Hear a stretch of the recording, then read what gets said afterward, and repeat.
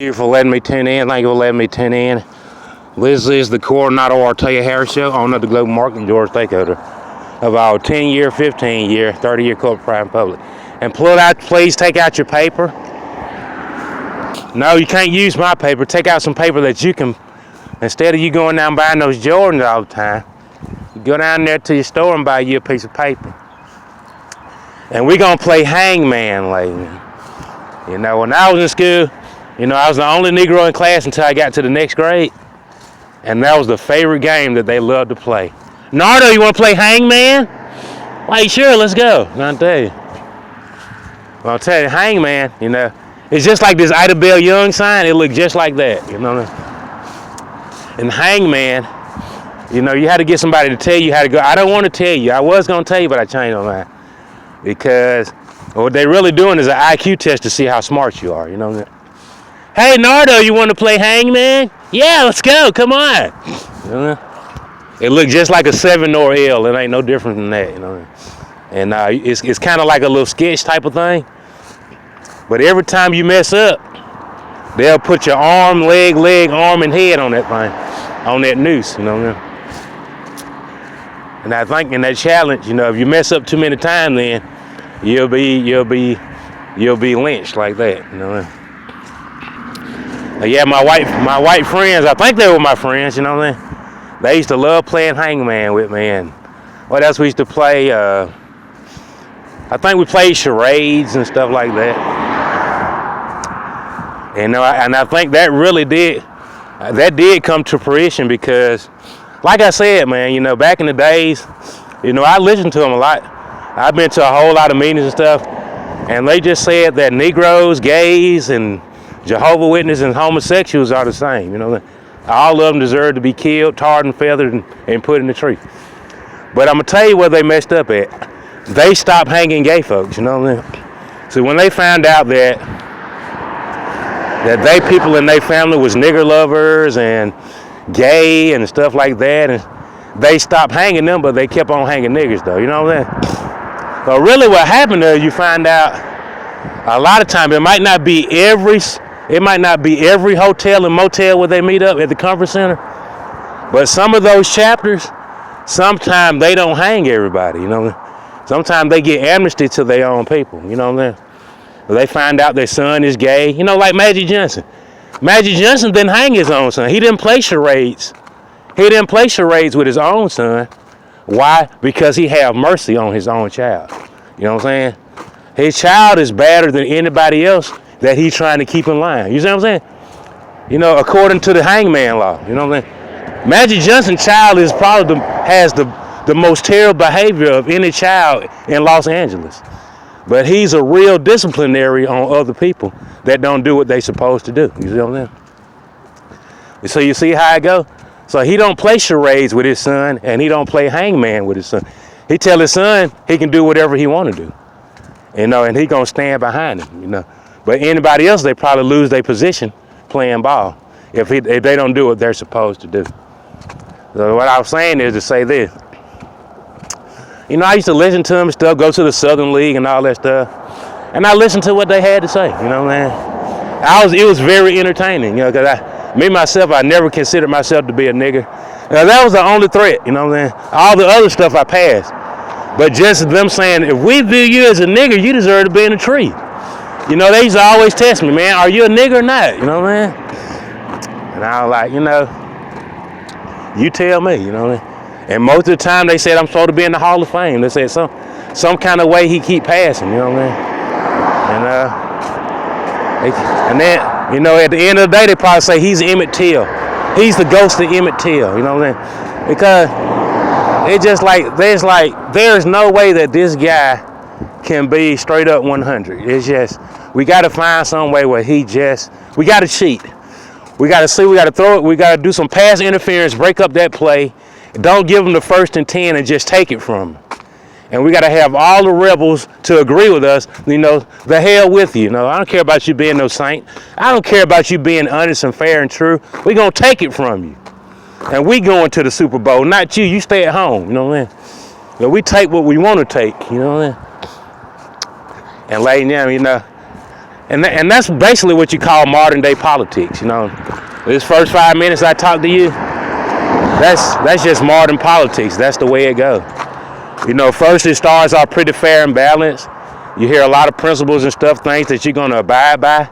People start bending the rules. People become undecided voters. Some people become independent. They don't want to play no more. People choose sides, and then they go to the debate, and then it's time to vote.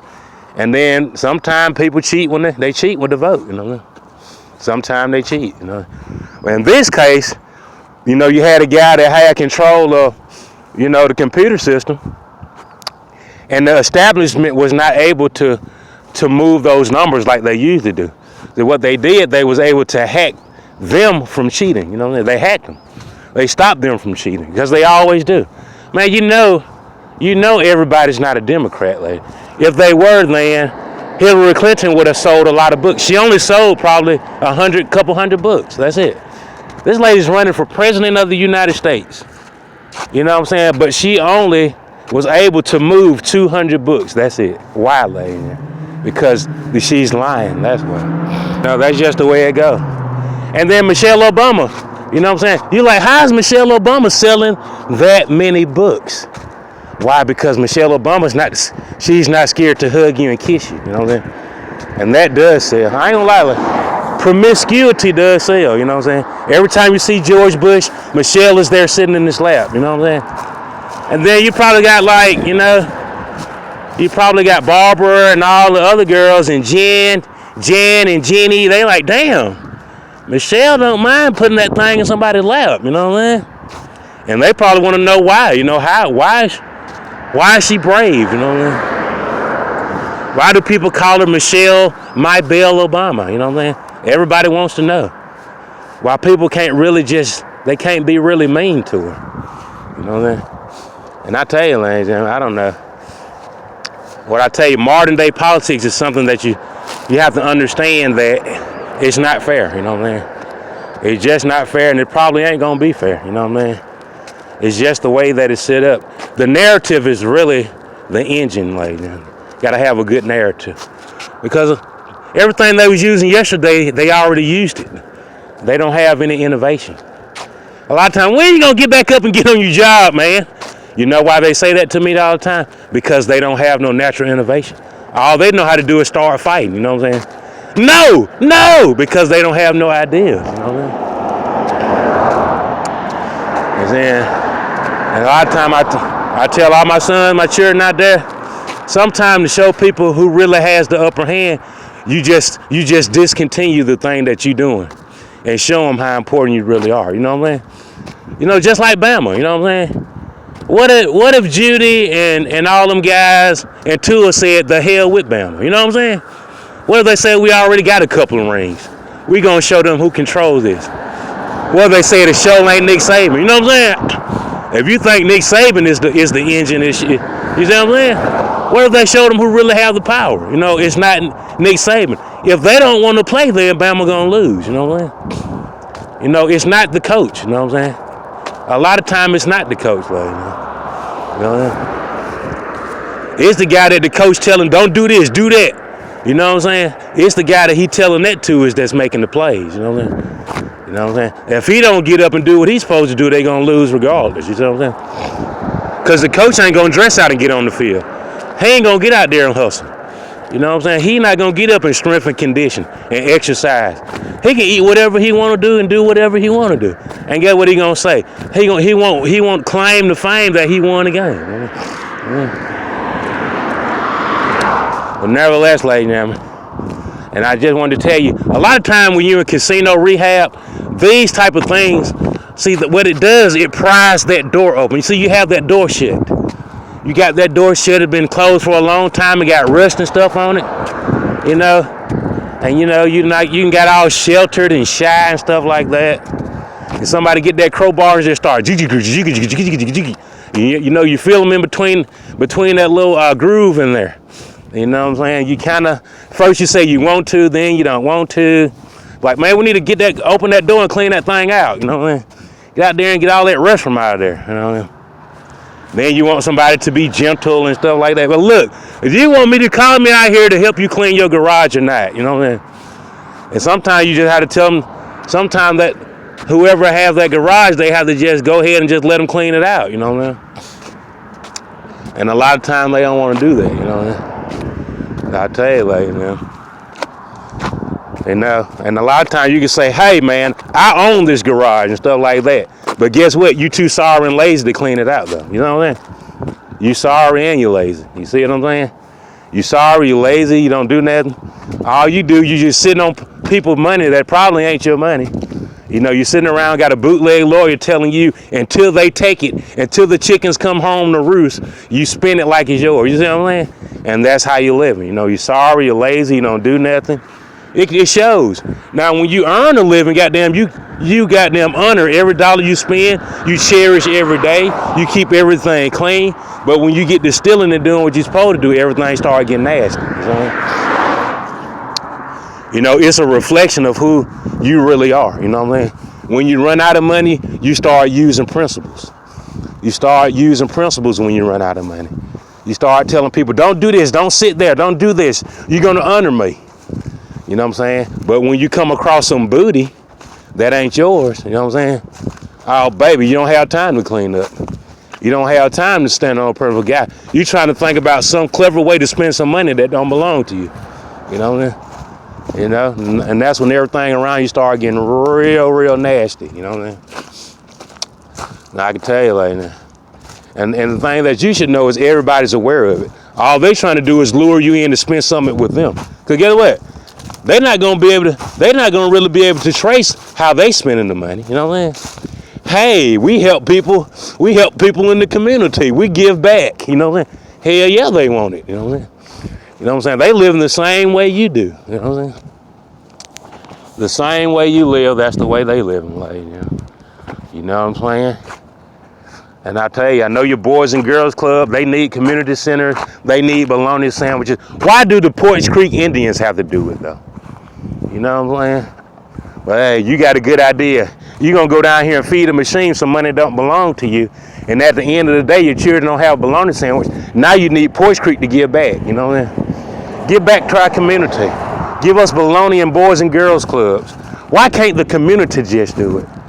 Why can't the community get a slot machine and call it for the future community center and feed it? You know what I'm saying? That's what they need to do in every community. Instead of going to the corner store, buying them switches all damn day, they need to put a gaming machine on the corner of every community. And when you have a dollar that you think about taking to the casino, instead of doing that, help your community and put your money in that machine, right on that corner, you know, not the corner store, you know what I mean? Because they taking their money back to Bangladesh, you know what I mean? They ain't spending no money with you, you know. They not finna give no money to your Boys and Girl Club for your bologna sandwich when you done used all your money at the casino, you know.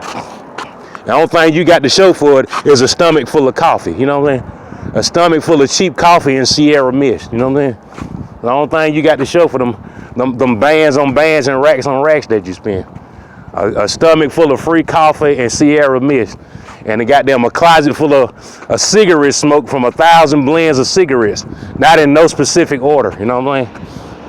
I tell you, lady, I think that'd be fair, lady. You know? Every community, they put up a bingo machine that's not hooked up to bingo. I'm talking about the same type of machine, but it's not a bingo game. It really goes to helping the children in your community and building the schools, getting them supplies and things they need when they can't pay for it. You know what I'm saying? Instead of you saying, we need Poarch Creek to put a sign on the Harriet too to say taking care of our YMCAs. No, you don't. You need to do it. You know what I mean? You need to stop going down there and giving them folks your money. You know what I mean? You spending $30 just to go there and come back. You know what I mean? $30 you spending just to travel there. You know what I'm saying? 2 packs of Newports, shoot, that's $45. See what I'm saying? Then you get in there and you blow. I'm talking about it ain't nothing for you to blow $2,400 every time you go. And it's been a long time since you brought any money back. I mean, you might get down from $2,400 that you put in that machine. They might give you $400 back. And you sit up there and play it all back. And I tell you, like,